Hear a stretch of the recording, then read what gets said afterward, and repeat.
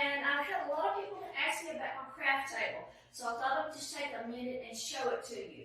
If this, my phone is pretty far away, so if you can't hear me okay, I'll do a voiceover.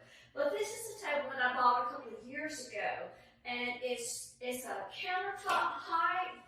I believe that makes it about 36 inches, and it's 48 inches wide and 36 inches deep.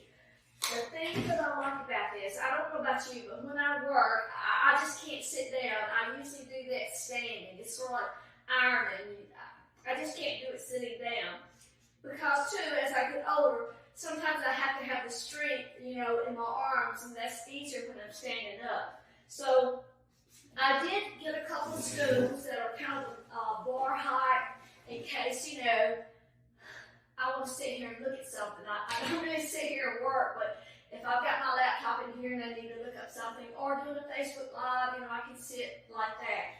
Now, the thing about this table that I like is because it folds up. Let me move my cutter so I can show you. And my cutting mat. Sorry.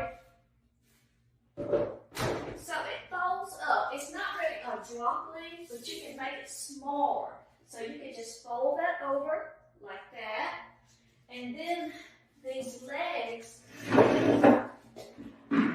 they'll fold in, or not, they'll fold that way. Now, I don't have room on the other side to do that, but you can just fold that in like that. So this table will work for like a desk area, or even behind the sofa table, or up against the wall, that kind of thing.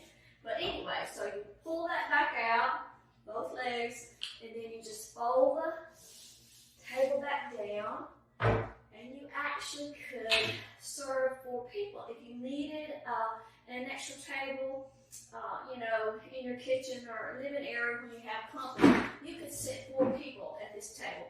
Anyway, I just wanted to show it to you, and I'll give you a link. I saw one on Amazon that's made just like this. It's not my exact table, but it's probably just a newer version, but I'll show you that. So anyway, thanks for watching.